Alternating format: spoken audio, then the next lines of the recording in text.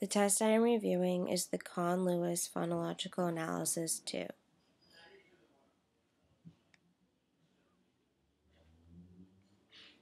The Kahn-Lewis Analysis-2, or KLPA-2, was originally created in the 1980s by Linda Kahn and Nancy Lewis.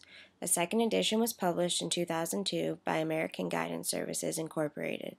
This test is intended for individuals ranging from age 2 years to 21 years and 11 months.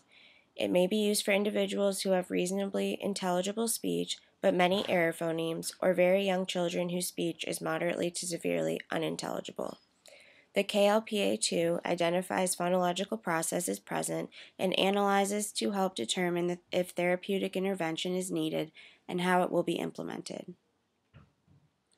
The subtest used by KLPA-2 is the Goldman-Fristow Test of Articulation, second edition.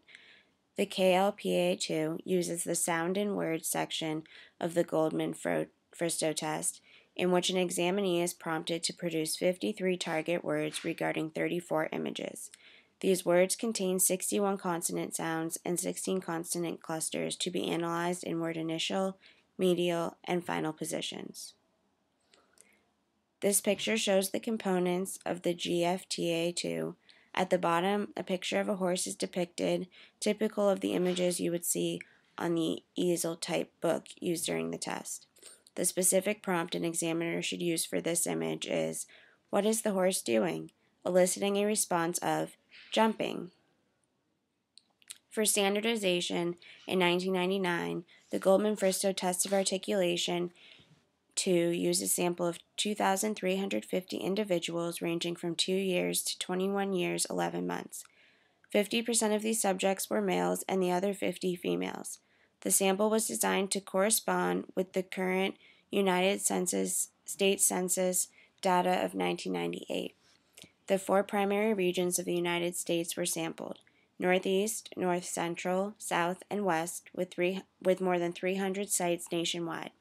The socioeconomic status factor considered was the mother's education level. The KLPA-2 is used to analyze the results of the sounds and words section of the Goldman-Fristow Test of Articulation to determine the presence and severity of a phonological disorder. Examiners should be professionals in the speech and language field who are skilled and have experience in using test instruments. They should possess a solid background in phonetics, articulation, and phonological disorders. Prior to using the test, an examiner should thoroughly review the manual and accompanying forms. This image shows the components that make up the KLPA-2. There is a sound change booklet on the left, manual on the top right, analysis form on the bottom left, and phonological summary and progress report on the bottom right. The first step in completing a Kahn-Lewis phonological analysis-2 is to transfer the transcription from the words and sound section of the Goldman-Fristow Test of Articulation. KLPA-2 focuses on just 23 specific consonants and 16 consonant clusters. The next step is to compare phonemes of the recorded phonetic transcription to the actual phonetic transcription of the target word provided on the analysis form. If the transcriptions differ, then the sound change booklet is used to determine the phonological process present. The test can range from 10 to 30 minutes, depending on the examinee's severity of errors. A raw score is obtained regarding the 10 phonological processes. This raw score leads to a standard score, corresponding percentile, test age equivalence, and percentage of occurrence of each process. 34 additional phonological processes found within the target words are not specifically analyzed by the Kahn-Lewis phonological analysis, but these may be studied as well if necessary. Construct validity of KLPA-2 is shown through the developmental concept that phonological process presence decreases with age. Therefore, test results should illustrate an age differentiation. As children mature, their KLPA-2 score should decrease and then level off around age 8. Additionally, KLPA2 is used as a further analysis of the Goldman-Bristow test of articulation, which is a widely used and accepted articulation assessment tool.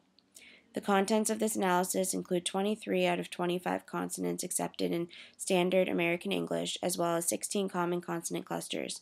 The vowels of the target words are not considered as there are more dialectal variations pertaining to vowels, less agreement between raters regarding phonetic transcription, and vowels tend to deviate from the norms insignificantly. Kahn-Lewis phonological analysis scores any consonants and consonant clusters in each target word.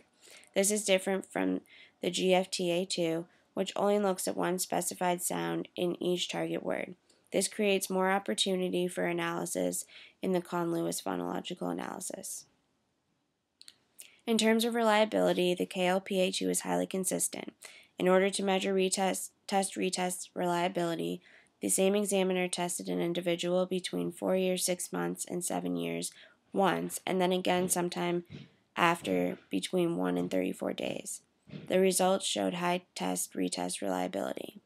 Internal reliability was evaluated using the coefficient alpha, which showed how much variance could occur due to underlying factors of the selected test items, or target words.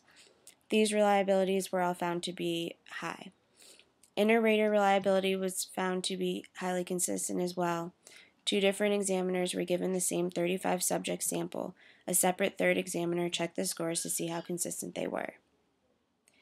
Limitations of the KLPA2 include the fact that it scores single-word utterances, which may not be completely representative of the examinee's natural communication environment. The transfer of the phonetic transcription derived from the Goldman-Bristow test of articulation could be timely, as mistakes are likely to be made in the process of copying the transcriptions.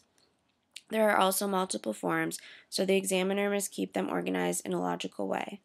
The examiner should also be wary of subjects with special needs and other characteristics that may constitute them as being outside of their own scope of practice, as well as the scope of practice of the test.